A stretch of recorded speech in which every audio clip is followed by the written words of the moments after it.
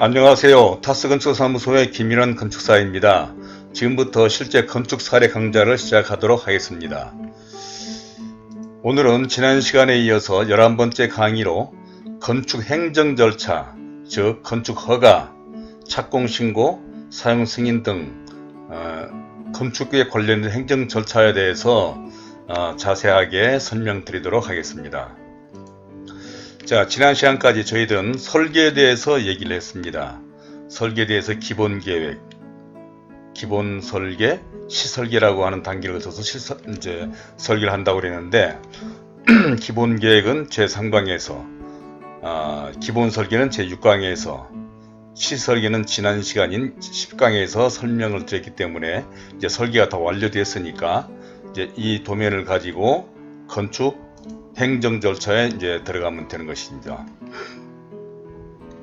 그래서 건축 행정 절차를 보면, 자, 건축 허가, 착공 신고, 사용 승인, 그 다음에 이제 끝나게 되면 취득 신고를 하고 등기를 하면 되는 이런 절차를 거치게 되는 건데, 건물의 규모나 지역에 따라서는 건축 허가를 받기 전에 건축 심의, 미관심의라든지 경관심의, 미관지역 같은 경우에는 이래서 그런 심의를 별도로 받아야 하는 지역이 있는데, 자, 지금 우리가 이 강의를 하는 거는 거의 대부분 신도시에 있는 상가주택을 대상으로 지금 설명을 하다 보니까 신도시의 경우에 있어서는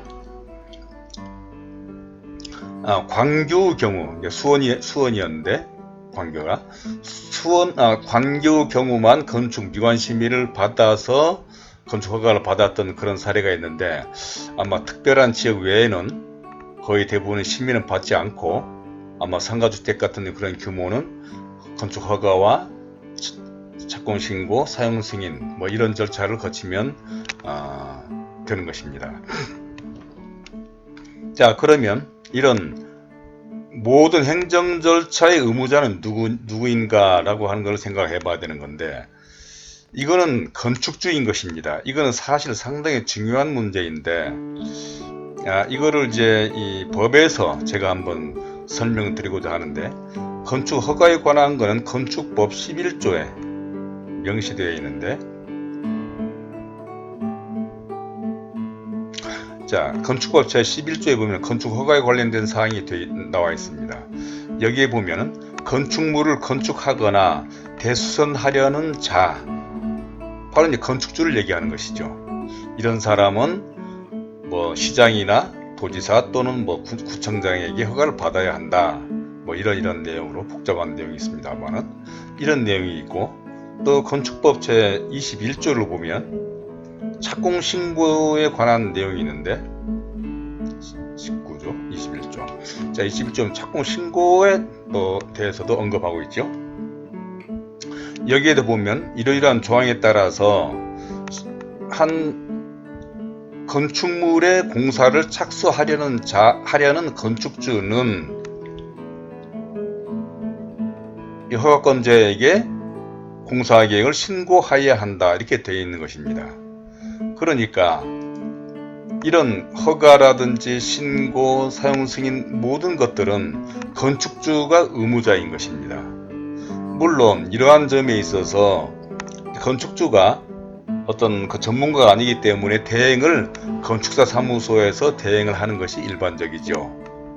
그렇지만 모든 법적인 것, 만약에 제가 이제 이런 특별한 경우를 제가 예전에 경험해 봤기 때문에 말씀드리는 건데, 공사를 하다 보니까 자칫해서 착공 신고가 누락되어 있다 한다면, 물론 주로는 착공 신고를 건축사 사무소나 또는 감리자가 하는 것이 일반적인데, 이런 사람들이 설사 안 했다 하더라도 문제는 건축주가 당하기 때문에 제가 이 말씀을 드리는 것이고, 그래서 이러한 부분들에 있어서는 대행자들이 철두철미하게 잘 해줘야 되는 부분이 있는데, 경우에 따라서 이렇게 설계자하고 감리자가 이렇게 서로 믿거라 하고서 안 했던 그랬던 경우도 있었기 때문에 제가 한번 특별하게 말씀드렸습니다.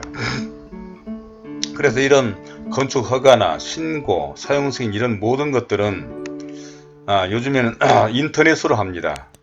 이 세움터라고 하는,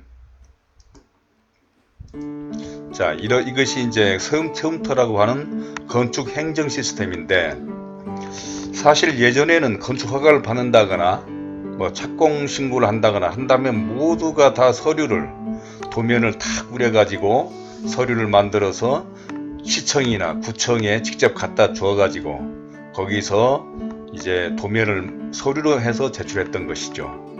그렇지만 이제는 우리나라는 세움터라고 하는 건축 행정 시스템을 만들어지게 했는데, 이게 제가 기억하기로 아마 노무현 정부 시절부터 아마 이 제도가 시행된 것으로 제가 기억합니다만은, 이건 대단히 아주 잘된 시스템입니다. 선진 어느 나라에도 우리나라처럼 건축 허가의 모든, 건축에 관한 모든 절차를 인터넷으로, 그러니까 서류 없이, 도면 없이 모두가 이 컴퓨터 파일로 하는 그런 사례는 없습니다. 이로 인해서 당시에 우리나라가 대단히 뭐 어떤 대상을 받았다든가 하는 뭐 그런 얘기도 있었습니다만은, 하여튼 요즘에는 이제 건축 허가라든지 인허가, 착공신고, 사용승인 모든 절차를 이 세움터라고 하는 이 공간에서 다 처리하기 때문에 대단히 절차가 좀 간편해지긴 했습니다. 그러면 건축 허가는 어떠한 경우에 해야 되느냐 하면, 건축 또는 대수선, 용도 변경 등은 건축 허가를 받아야 되는 것입니다. 아까 제가 건축법에서 제가 설명드렸을 때 건축법 제11조에는 바로 이런 내용들이 포함되어 있는 것입니다. 건축 허가를 받아야 하는 대상의 건축물들은 뭐 이러이러한 건물이다 라고 하는 건데, 이거를 요약해서 말씀드린다 한다면, 건축물을 신축하거나 증축, 개축, 재축, 이거를 건축이라고 얘기합니다. 이런 행위나 또는 대수선 또는 용도 변경, 어떤 건물의 1층이 예를 들자면 근린생활시설이었는데 이 용도를 주택으로 바꾸고자 한다든지, 이런 것들도 건축 허가를 받아야 되는 것인 것이죠. 다음으로는 설계 변경도 그렇습니다. 제가 예전 시간에 아마 설계 변경이 없는 건물은 거의 없다라고 할 정도로, 이 설계 변경은 공사하는 기간 동안에 없을 수가 없는 건데, 그래서 아무리 설계를 완벽하게 하고 한다 하더라도 공사를 진행하다 보면 하다못해 어떤 실내의 평면이 약간 바뀐다든지, 마감 자재가 바뀐다든지, 또는 뭐 창문의 위치가 바뀐다든지, 뭐 여러 가지 사유로 해서 이 변경되는 부분이 있는 것이죠. 그리고 설계 변경이 있다 한다면 원칙적으로는 설계 변경 허가를 받은 후에 설계 변경도 건축 허가 대상이기 때문에 원칙적으로는 허가 후에 시공을 해야 되는 것인데, 단 경미한 사항은 사용 승인 시에 해도 된다라고 하는 그런 조항이 마련되어 있습니다. 이 경미한 사항은 또 이것도 이제 건축법에서 아주 자세하게 건축법 시행령에서 경미한 사항은 어떠한 사항이라고 하는 것을 또 규정하는 것이 있는데, 예를 들자면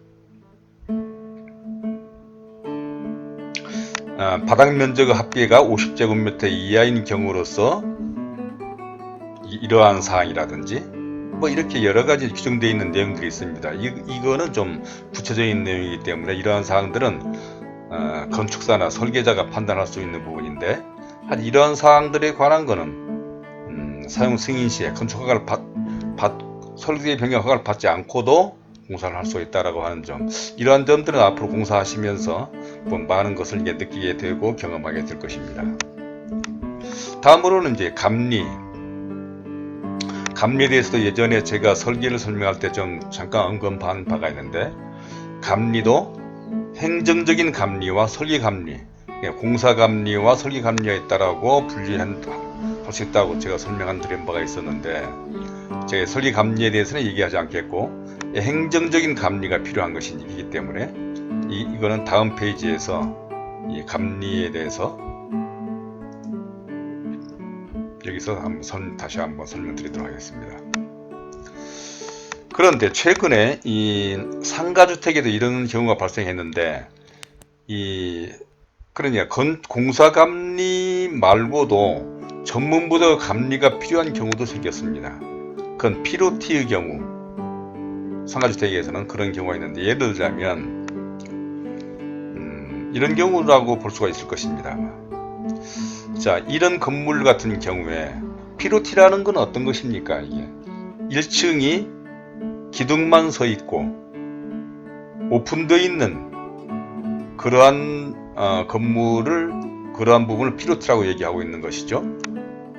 그런데 1층이 전부가 피로티로 되어 있는 경우도 있고, 부분적으로 한쪽만 주차장을 집어넣어서 이 부분은 오픈되어 있는, 이쪽에는 상가니까 이렇게 되어 있지만 여기는 이제 주차장으로서 이 부분이 바로 피로티라고 얘기할 수가 있는 부분인데, 이런 피로티 부분에 대해서는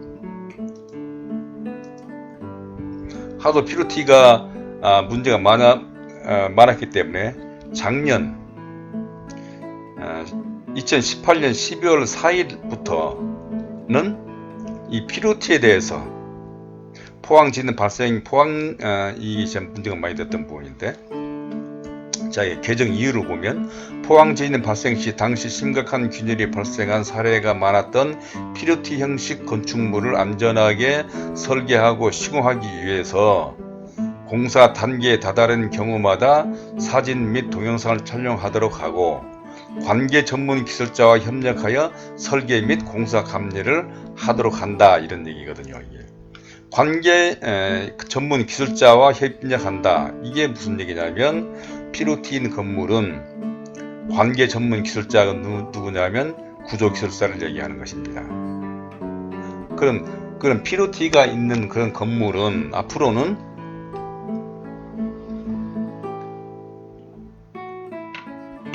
구조기술사가 설계를 하고 공사 감리를 해야 된다, 이런 얘기가 되는 것이죠. 이것이 작년 12월 4일부터 공포 즉시 시행한다고 이렇게 되어 있습니다. 그래서 이 감리가 이렇게 피로티인 건물, 만약에 설계가 이런 식으로 어느 한 부분이라도 피로티가 있는 부분이 생긴다 한다면 그거는 구조 기술사의 또 별도의 전문 분야 감리가 필요하다는 얘기가 되는 것입니다.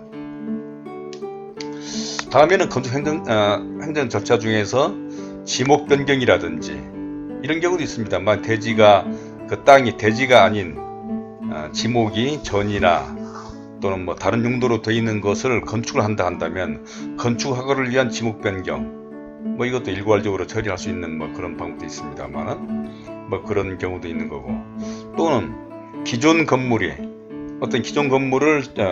멸실하고 거기다 다시 새 신축하는 경우에는 또 멸실신고를 별도로 해야 되는데, 멸실신고 그런 경우는 뭐 요즘에는 특히 성면이라든지 뭐 이런 것에 대해서 또 환경 문제 때문에 멸실신고가 상당히 좀 복잡한 부분도 있는데, 하여튼 이러한 절차도 거쳐야 된다라고 하는 것을 제가 설명드립니다. 다음으로는 건축 허가에 대해서 좀 더 자세하게 말씀드려보면, 건축 허가와 신고가 있는데 바닥 면적 합계가 85제곱미터, 그러니까 25평 정도 이내의 증축 또는 개축하는 경우에는 건축 허가를 하지 않고 신고로 가름하는 그런 경우도 있습니다. 뭐 상가주택인 경우에는 이런 경우는 거의 없기 때문에 뭐 이거는 별도로 설명드리지 않도록 하겠습니다. 다음으로는 건축 허가에 대해서 많은 사람들이 염려를 하죠. 심지어는 허가를 잘 받아내는 건축사가 능력이 있다라 한다든지, 그래서 뭐 지역에서 뭐 설계를 해야 된다든지 뭐 이런 얘기까지 나오고 있는 경우가 있는데, 과연 허가를 잘 받아내는 건축사가, 설계자가 능력이 있다라고 얘기할 수 있는 것인지, 그거는 예전에도 한번 말씀드린 적이 있는데, 허가를 쉽게 받아내기 위한 뭐 그런 설계를 간단히 해서 하는 그런 설계보다는 아마 제대로 된 건축물을 설계하고 제대로 된 설계를 하는 건축사가 그거는 오히려 능력이 있다고 얘기할 수 있을 것 같은데, 어찌됐든 간에 건축 허가에 대해서 좀 민감하기 때문에, 그렇지만 이제는 예전과 같은 시기가 아니기 때문에 허가가 누구만 잘 하고 어디 지역에 있는 사람만 잘 낸다든지 뭐 그런 경우는 거의 없는 세상이 됐기 때문에 그런 건 염려하지 않아도 되는데, 자, 건축 허가 기간에 대해서는 좀 설명할 필요가 있습니다. 건축 허가 기간은 원래 건축물의 규모라든지 종류에 따라서 법으로 허가 기간이 정해져 있긴 합니다. 상가주택 같은 경우로 한다면 아마 법에서 정한 것으로 말하면 7일 또는 10일, 14일 정도 걸린 걸로 되어 있지만 실질적으로는 거의 한 달 정도 걸린다고 봐야 되는 것입니다. 그건 왜 그러냐면 이 건축 허가라고 해서 건축만 보는 게 아니라 교통, 도로, 상하수도, 환경, 소방, 또 어떤 특별히 또 산지가 있는 경우에는 산지 전용 허가를 받아야 된다든지 이런 관련 부서의 협의가 필요하기 때문에, 또 그런 데서 나온 의견을 또 어떤 보완하고 어떤 변경해 주려 한다면 이런 경우까지 생각해서 상가주택인 경우에는 대략 경험해 보면 허가권자, 허가 부서마다 좀 다르긴 합니다만은 거의 대부분 한 달 정도는 잡아야 된다고 저는 생각합니다. 그 다음에 건축 허가가 난 것에 대한 거는 2년 동안 유효한 것이죠. 공장은 3년 동안 유효한 것입니다. 2년 내에 착공 신고를 하지 않으면 허가가 취소되는 것입니다. 다음으로는 건축 허가를 위한 준비 서류는 건축주와 설계자가 따로 있는데, 건축주로서는 토지 관련 등기에 관한 서류, 공동 소유인 경우에는 서로 어떤 대지 사용 승낙서, 토지 사용 승낙서를 써줘야 되는 그런 부분인데, 토지 등기에 관한 자기 소유에 관한 그 서류, 그 다음에 위임장은 아까 말씀드린 그 건축 허가를 내는 건축 허가나 착공 신고, 모든 것은 의무자는 건축주이지만 대행자 건축사 사무소에서 대행을 하기 때문에 건축주가 위임장을 써줘야 되는 것입니다. 건축사 사무소 건축사에게. 그래서 모든 그 양식이 대상승 낙서네요. 위임장이 대리인 위임장이라고 되어 있어서 이 상계인은 건축주는 당해 대리인에게 건축사를 얘기하는 거죠.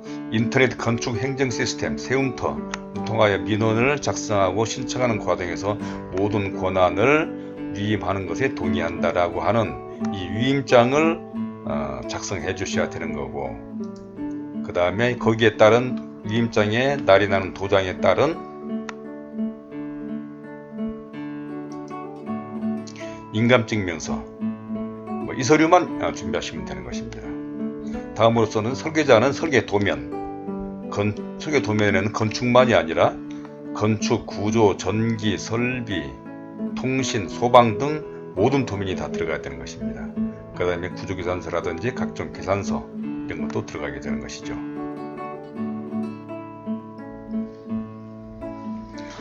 다음으로는 이 토지 사용 승낙서에 대해서 한번 말씀드리고자 하는데, 특히 이 신도시의 경우에는 거의 대부분 토지 사용 승낙서가 필요하게 되는 겁니다. 왜 그러냐 하면 토지 개발을 LH에서 하든 어디 SH에서 하든 간에 이 토지가 등기가 나기 전에 대체로는 건축 허가를 받고 공사를 하는 것이 대부분이죠. 신도시의 경우에는, 택지개발지의 경우에는. 그렇기 때문에 건축 허가를 받을 당시에 토지 관련 서류가 그 소유자에게 등기가 나지 않은 사항이 되는 것입니다. 그러니까 여기서 건축 허가 서류에는 토지 등기부 등본이 들어가게 되는 건데, 신도시의 경우에는 토지 등기가 나지 않았기 때문에 토지 등기부 등본이 없는 거죠. 그러니까 그런 경우에는 택지개발지구 같은 경우에서는 토지 사용 승낙서를 받아서 LH라든지, 그것도 양식이 이런 양식인데, 토지 사용 승낙서라고 하는 것이 토지주택공사 경기지역 구덕지구 같은 경우인데, 이쪽에 해당 본부장이 이 부침의 조건으로 상기 토지에 대한 토지 사용은 승낙합니다 라고 하는 서류를 써서 제출하게 되면은 이제 이것이 토지 등기부 등본을 가름하는 것이 되는 거고, 만약에 공동 소유인 경우에는 A하고 B가 공동 소유인 경우에 A가 건축 허가를 받는다 한다면 B가 A에게 토지 사용 승낙서를 써줘야 되는 경우도 있습니다. 또는 토지에 대출을 받아서 은행으로부터 뭐 근저당권이 설정된다든지 뭐 그런 경우에도 은행에서 건축을 위한 토지 승낙서를 받는 경우도 있습니다. 자, 그래서 이제 건축 허가를 받는 데는 이러한 것이 필요한 것이고, 그 다음에 이제 허가를 받다 보면 허가권자와 허가를 받아야 하는 자의 입장. 허가권자는 누구입니까? 해당 지역의 시장이나 뭐 구청장이 되겠죠. 허가를 받아야 하는 자는 당연히 건축주 또는 대행자인 건축사가 허가를 받아야 하는 사람이죠. 허가를 받는 데는 아까 말씀드린 것처럼 거의 한 달 정도가 필요하고, 각 부서의 건축, 교통, 뭐 모든 부서마다 전부 다 이제 이 검토를 하게 되는 건데, 아마 이거를 검토하시는 허가권자들 입장도 있겠죠, 당연히. 뭐 위법인 것을 또 틀린 것을 해줄 수는 없는 것이니까. 그런데 이제 대체로 보면 건축주나 건축사는 사실 또 빨리 허가를 받아야 되는 그런 또 시급함이 좀 있는 거죠. 또는 어떤 사안에 대해서 허가권자는 상당히 좀 보수적으로 가급적이면 좀 안전한 방향으로 그 판단을 하려 하고, 건축주나 설계자들은 최대한 어떤 활용한다는 그런 뭐 욕심도 있을 것이고, 그러다 보니까 여기에서 상당히 좀 입장차가 있는데, 이런 점들은 제가 여기서 많이 언급하는 그런 문제가 있다고 생각하는데, 저희 건축사로서는 이런 아쉬움은 가지고 있는 거죠. 예를 들자면 의사나 약사, 뭐 건축사에 있는 전문가들이 있는데, 의사나 약사가 뭐 수술을 하거나 약을 파는데 뭐 허가를 받고 수술을 하거나 허가를 받아서 약을 파는 건 아니죠. 근데 같은 전문가이면서 건축사는 건축 전문가로서 설계를 할 때 모든 거를 판단해서 설계를 하는 것이죠. 안 되게 설계하는 건축사는 아마 거의 없다고 저는 판단하는데, 근데 건축사들은 매번 건물을 짓는 것마다 허가를 받아야 되는 일이죠. 제가 평생 건축사로서 이 설계를 하면서도 참 제발 허가를 받지 않고 건축하면 어떨까 하는 그런 헛된 제가 좀 그 아쉬움을 좀 갖습니다만은, 하긴 뭐 이 허가를 받는 제도는 우리나라만이 있는 제도는 아닙니다. 뭐 외국에도 다 있는 거고, 심지어는 그 가우디의 제가 책을 읽어보니까 가우디 같은 건축가도 허가를 받기 위해서 건축하고 엄청나게 뭐 다투기도 하고 뭐 이렇게 해서 했다는 뭐 그런 일화를 제가 본 적이 있습니다만은, 하여튼 건축은 좀 이런 다른 분야에 비해서 좀 그런 아쉬운 점이 있는 것 같습니다. 자, 허가에 대해서는 그렇게 제가 설명드리고 있고,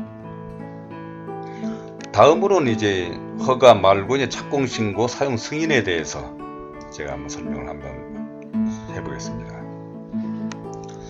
자, 건축 허가를 받고 나면 이제 착공을 하는 것이죠. 근데 공사를 착수하는 것인데, 바로 허가 났다고 해서 착수할 수는 없는 것이고, 반드시 착공 신고를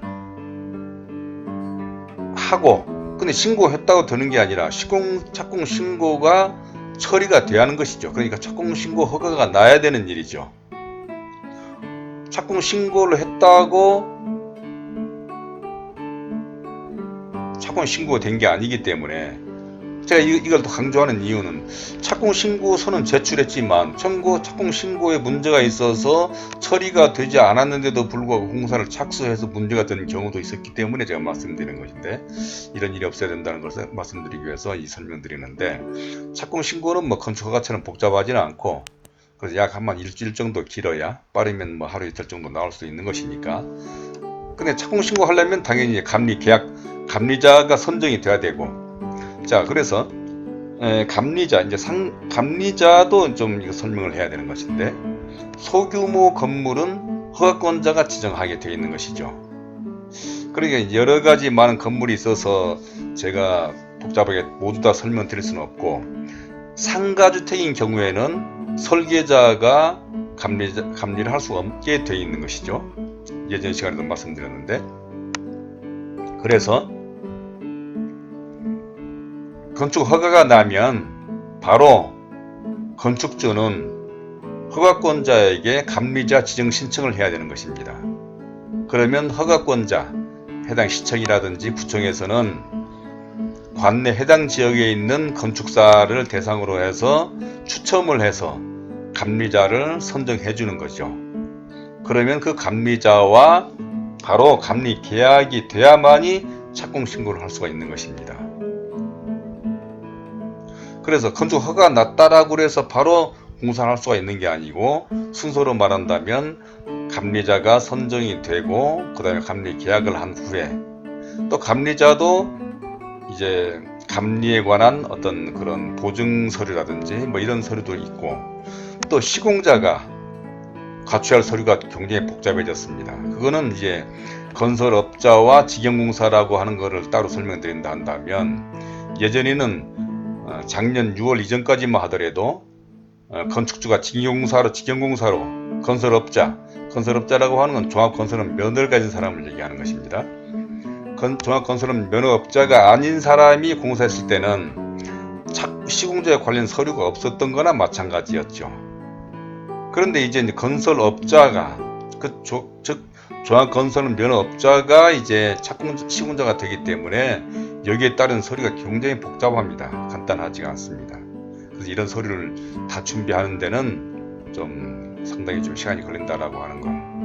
그래서 그런 서류들을 또 이제 허가권자는 착공신고에 들어온 모든 서류들이 맞는지 또 검토하기 때문에 뭐 이런 정도 시간이 필요한 것이죠. 자, 감리자는 아까 말씀드린 대로 상가주택인 경우에는 이제 설계자가 감리할 수 없기 때문에 해당 지역 건축사가 감리한다고 제가 말씀드렸습니다. 그러면 이제 공사를 하다 보면, 자, 시공자와 건축주 또는 감리자 간에 약간의 좀 마찰들도 있을 수가 있는 거죠. 또는 시공자가 자, 감리의 주요 포인트에 대해서 제가 주요 포인트라고 하는 게 뭐냐면 좀 설명드리기가 뭐해서 이렇게 표현했습니다만, 공사하는 데 있어서 좀 중요하게 생각해야 될 부분이 있다는 말씀입니다. 물론 시공자가 설계 도면대로 시공하면 되는 것입니다. 사실은. 그런데 공사를 하다 보면 꼭 도면대로 안 되는 부분들이 있습니다. 예를 들면 배치에 있어서 대지 경계선에서 떨어뜨려야 할 거리, 이 대단히 중요한 것이죠. 주차장이 이렇게 이 그림과 같이 공사하기는 어려운 것이 아니겠습니까? 어려운 거죠, 실제 공사하다 보면. 그래서 오죽하면 건축법에서도 허용 오차를 인정해주고 있습니다. 그만큼 이제 이 도면대로인 것처럼 수치가 딱딱 되는 것이 아니죠, 이렇게. 그런 경우도 있고, 또는 저희가 설계하면서 이제 이게 하도 그런 경우가 많아서 이런 언급도 제가 했습니다만은, 자, 계단 같은 경우, 계단실의 유효 높이는 어디든 2100을 유지한다든지, 계단실의 유효 폭은 1200을 유지할 것. 특별히 이렇게 언급하는 이유는, 시공자들이 간간히 보면 이런 거를 잘 지키지 못해서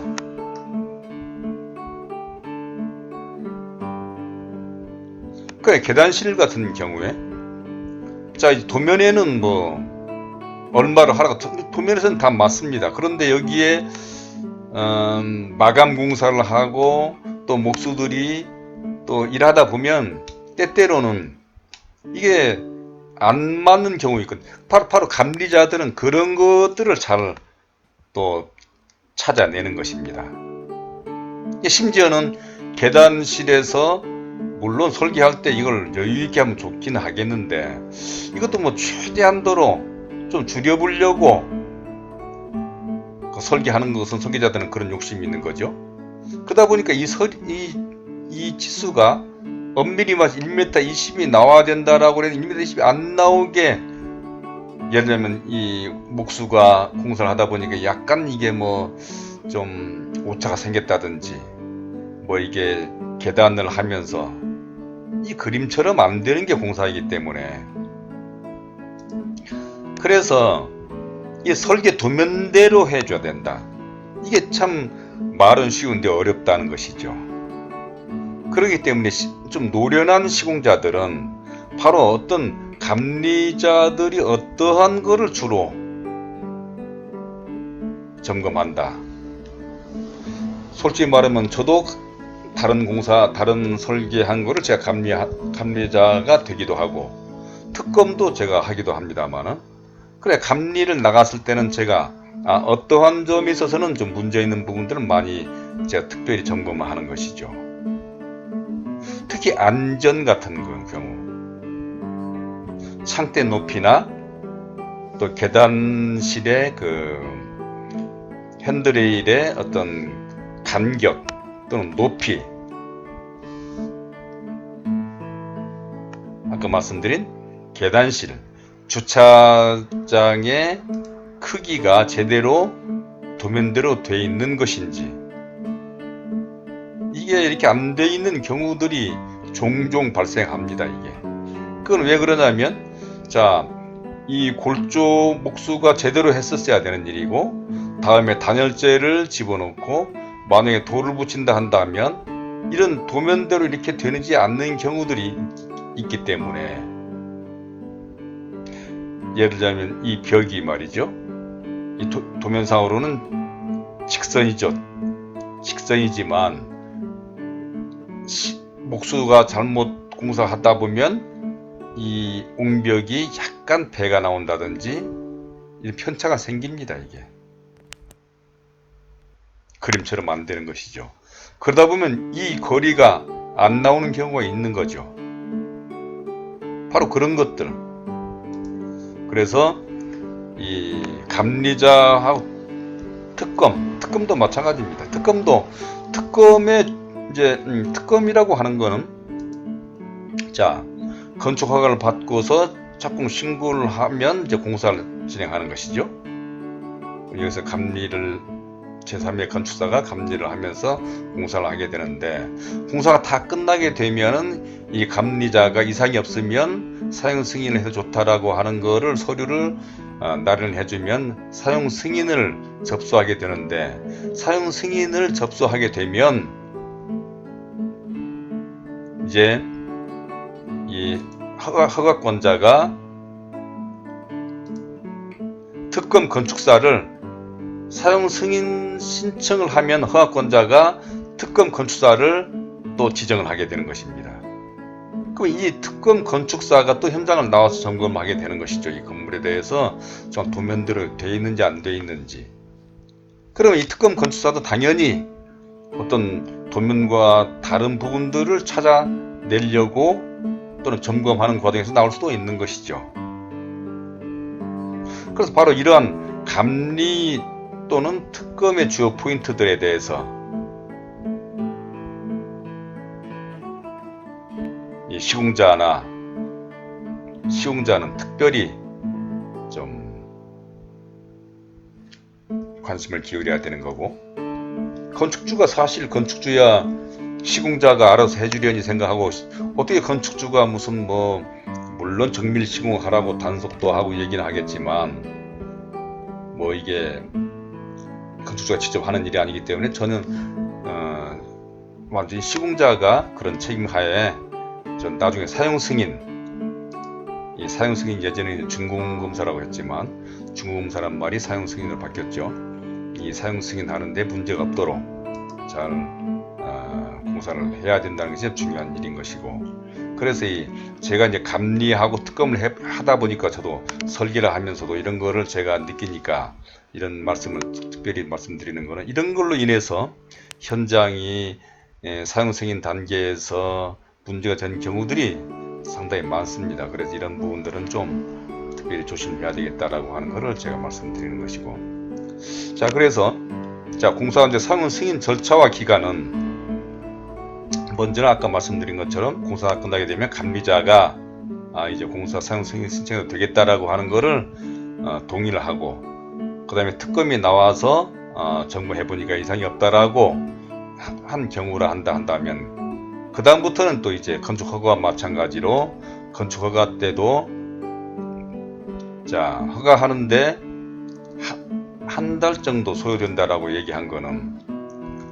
이렇게 모든 부서에서 또 도면을 검토한다고 한 것처럼 사용 승인 때도 사용 승인 서류도 대단히 많이 복잡합니다. 사용 승인 서류가 예를 들자면 단열재에 관한 거, 배수 설치 준공검사, 또는 뭐 절수 설비 설치 확인서, 통신 및 전기 점검 확인증, 뭐 이렇게 해서 거의 가스 공급 확인서라든지 소방 준공 필증, 소방서로부터 또 소방 준공 필증도 받아야 되는 거죠. 이렇게 하는데 거의 20개 정도의 서류가 들어가기 때문에 이러한 거를 또 관련 부서에서도 또 다 확인하겠죠. 그러다 보니까 사용 승인 하는 데서도 그런 절차가 필요하면서 기간은 거의 한 달 정도가 소요된다라고 하는 것도 여러분들이 아셔야 될 것입니다. 그건 왜냐하면 어떤 사람들은 이제 상가건물 거의 다 지을 쯤 되면 뭐 이제 바로 임대자들이 1층도 그렇고 뭐 2, 3층 임대주택도 뭐 빨리 좀 임대 계약을 하자. 그러면 거기에 입주하는 사람들도 입주 날짜를 정해야 될 거 아니겠습니까? 그런데 건축주로서는 이제 시공자에게 그래 언제쯤 준공이 나겠느냐, 사용 승인이 나겠느냐 확인하지만, 대체로는 이런 한 달 정도 이런 거는 생각하지도 않은 채로 공사가 아마 앞으로 한두 달 있으면 끝나겠다 이런 거를 얘기하면 건축주는 그대로 알아듣고 그 입주 날짜를 그렇게 정해서 사용 승인이 안 남으로 인해 가지고 애를 먹는 경우가 한두 번이 아닙니다. 그래서 이러한 거는 각별히 좀 신경을 써야 된다고 생각해서 제가 좀 강조해서 말씀을 드렸습니다. 이제까지 오늘은 제가 건축 행정 절차에 대해서 제가 소상하게 말씀드렸고, 제가 다음에는 제가 시방서와 또 물량 산출, 또 공사 내역서 등에 대해서 설명드리도록 하겠습니다. 지금까지 시청해주셔서 감사하고, 앞으로도 계속 강좌를 진행하도록 할 테니까 많은 관심을 좀 가주시기 바라겠고, 댓글도 많이 남겨주시기 바랍니다. 또한 구독과 좋아요 버튼도 누르시면 감사하겠습니다. 이것으로 오늘 강좌를 마치도록 하겠습니다. 감사합니다.